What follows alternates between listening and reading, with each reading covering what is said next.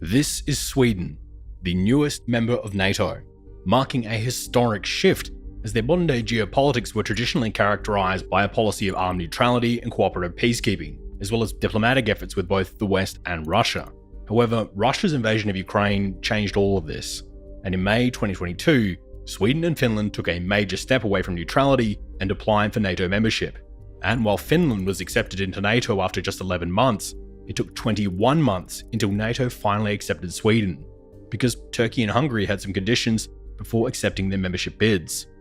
Now, you could be forgiven for thinking that this move makes NATO stronger than ever before, but in fact Sweden's acceptance into NATO has actually exposed one of NATO's larger weaknesses. And to understand what that is, we need to answer three important questions. Why does Sweden joining NATO change the game? Why was there still so much opposition within NATO? And finally, what does this all tell us about the state of NATO's alliance today?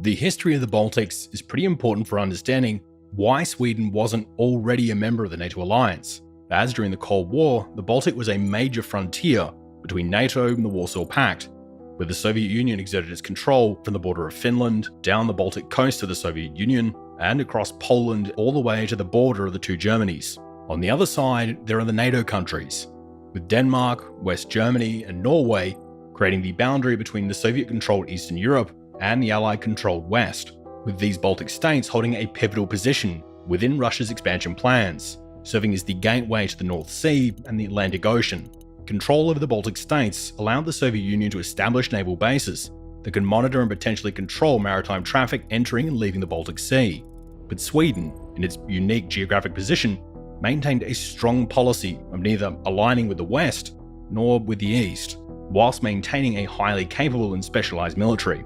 This tradition within Swedish defense stems from a long history of military conflict between Russia and Sweden right throughout the 17th and 18th centuries, where during the era of the Swedish Empire, the Swedish dominated the Baltic Sea as a major European power,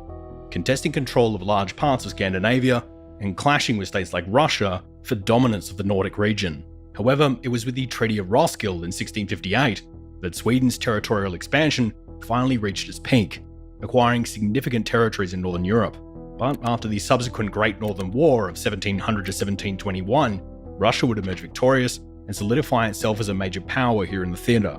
And Sweden lost important territories to Russia, including parts of today's Finland, Estonia, and Latvia, and leaving the Russian Empire as the leading power here in the Baltic Sea. Now, without getting into too much detail here, the relationship between these two would begin to settle down, and the 19th century would be marked by relative peace, with Sweden largely adopting a policy of neutrality, or on occasion even strategic alignment with Russia during the Napoleonic Wars. And this Swedish policy of neutrality would extend forward right throughout both of the world wars, with Stockholm sitting on the sidelines, while the neighbouring Baltic Sea served as a key battleground for naval operations during both wars. And after Germany's surrender in 1945, Moscow would take full advantage of its reinforced positions here in the Soviet republics of Estonia, Latvia, and Lithuania. And during this period, Moscow would invest heavily into its military assets here in the Baltic, seeking to monitor maritime traffic, smuggling goods from the West, and prepare its strategic positions in case of any potential conflict scenario with the West.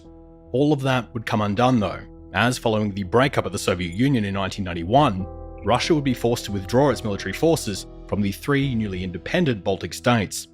Now, despite Sweden's official stance of neutrality, the country has, in practice, engaged much more extensively with Western nations when it comes to their military equipment and infrastructure, having even specifically designed much of their equipment with NATO compatibility in mind. Then in 2004, the region would see another geopolitical shakeup, with all three Baltic states joining NATO, seeking security guarantees against any potential future aggression from a rearming Russia. Then, just 20 years later, the region would go through one more shakeup, with Finland and Sweden joining NATO in 2023 and 2024, transforming the formerly dominated Baltic Sea into what is essentially a NATO lake. And for NATO, this was a big deal, as many military experts would argue that Sweden is the single most strategic state anywhere in the Baltic Sea, and a major asset for any defense plan of the Baltic states. You see, before Sweden joined, studies from numerous sources shared a grim prognosis regarding NATO's ability to defend the Baltic states, with many suggesting that in a non-nuclear scenario, should Russia choose to invade the Baltics, its armoured forces would potentially steamroll into the country and occupy the cities of Riga and Tallinn within the first 60 hours, with Lithuania falling not long after that. For Brussels, this would have meant making a decision between two bad options, having to choose between either abandoning the Baltics to the Russians in order to give NATO time to properly build up forces in Poland, or try and rush troops into the Baltics regardless of the cost in an effort to prevent Russia from capitulating these three states and drastically shortening their front line. And in a scenario like this, they only had three possible routes for resupply.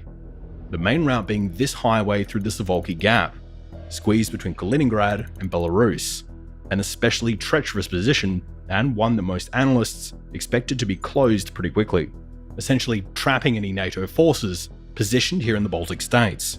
The only alternatives for resupply either involved navigating the Baltic Sea, a route that would take these convoys dangerously close to Kaliningrad, an area bristling with anti-ship and anti-aircraft threats. However, with Finland and Sweden joining NATO, that scenario has practically been reversed. Sweden's ascension into NATO also introduces three pivotal geographic advantages to the alliance, the first of which being the island of Gotland. The island serves as a significant military advantage due to its position, offering control over nearby maritime and air traffic routes, whilst also serving as a forward base for NATO, enhancing its surveillance, defense, and control capabilities in the region. However, this isn't the only geographic advantage that NATO has just acquired, the other being here in the Arctic, as this unified northern front becomes increasingly significant as climate change continues to unlock new sea lanes and resource extraction opportunities here in the north, amplifying both the Arctic region's commercial and military value, with the increased military activity here in the region already catching the attention of both Arctic states like Russia, as well as non-Arctic states such as China. In response to this increased competition, Sweden has already begun enhancing its military footprint here in the Arctic, including initiating the construction of 2 new garrisons here. This move being part of a broader strategy to bolster defense capabilities in an area where Russia has been notably expanding its military now for a while. And for NATO, by integrating Sweden into the alliance, they've significantly boosted their Arctic credentials, benefiting from not only Sweden's infrastructure, but also expertise in polar operations, as well as reinforcing its deterrence and defense posture here in the region. Now, while Sweden may not have a massive standing force, Sweden's military is equipped with some of the most advanced equipment and weaponry available in Europe, including its fleet of state-of-the-art tanks, aircraft, and custom-designed vehicles, all of which were purposely engineered for the specific challenges of the terrains here in Northern Europe. Sweden's Air Force is also quite a prominent force here in the Nordic region, and stands as one of Europe's most capable air fleets, with the Swedish fleet already comprising just under 100 jets, with plans also underway to enhance this fleet even further in the near future. More impressively though, Sweden's defense industry is among Europe's largest, generating $3 billion in 2022 and exporting over $2 billion in defense materials in just the last year, with its production capacity only expected to grow, as the government has just committed to nearly doubling the defense budget across 2024. Recent Swedish exercises also suggest that Sweden's cyber capabilities are also already among the most sophisticated within Europe, indicating that Sweden's also likely to be a strong contributor to NATO's cyber defense capabilities as well. So if Sweden provides all these benefits, why did it take 21 months for NATO to accept Sweden's application, whilst Finland's was accepted in less than a year? A situation even more remarkable, considering that after Russia's invasion, it was more important than ever for NATO to demonstrate political unity in the face of an aggressive Russia.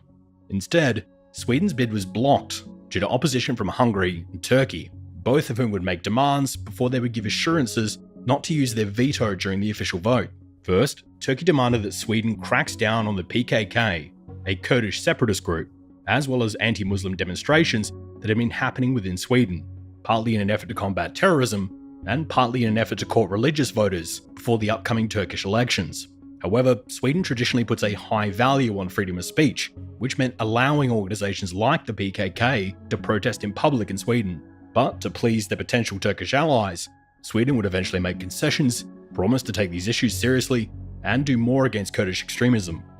But this was all in mid-2022, so why did it take until January 2024 for Turkey to officially accept Sweden's bid? Well, this goes to Turkey's main demand of Washington, that they not sell F-35s to Greece. However, after some stern words from the White House, Turkey would back down from these demands, with Greece set to receive F-35s and Turkey set to receive F-16s. This left Hungary as the only member that didn't approve Sweden's bid until late February, as according to the Hungarian government, they felt insulted by the Swedish critique against Hungary's constitutional state, with Hungary stating that it required a process of building trust between the two countries. However, similar to the Turkish acceptance, it seems that some kind of military deal played a role here as well. As part of the deal, Hungary would receive 4 JAS-39 Gripen jets from the Swedish, as well as a discounted maintenance contract for their existing fleet of 14 Gripen jets that Hungary currently leases from the Swedish. As part of the deal, in 2026, those jets would also be transferred into Hungarian ownership. Moreover, Sweden also confirmed that it would be establishing a new Saab manufacturing center opening up in Hungary. Now, neither Hungary nor Turkey want their acceptance of Sweden into NATO to be seen by the outside world as any sort of transactional agreement. But essentially, that's what this was. Turkey and Hungary weaponizing the principle of unanimity within NATO in order to reach unrelated strategic objectives. And this dynamic poses several problems for the alliance, as firstly it caused the delay of essential initiatives, and slows down the alliance's ability to react quickly and respond to threats. And secondly, having alliance members leveraging their veto power undermines the unity of the alliance, with concerns that Hungary's gains within this round may incentivize others to leverage future defense crises for their own political gain, which in turn creates a third risk for NATO, as having seen all of this play out, NATO's adversaries in the future could potentially look to manipulate the leaders of certain NATO members into taking advantage of the organization's unanimity to prevent NATO action in those absolutely critical moments. And whilst NATO's expansion has likely secured peace for many of these states in the east of Europe, it's in this issue we can observe the potential complications that come from expanding an alliance. See, back when NATO was formed in 1949, it was built around a small collective of Western democracies, all of which were united against a common threat.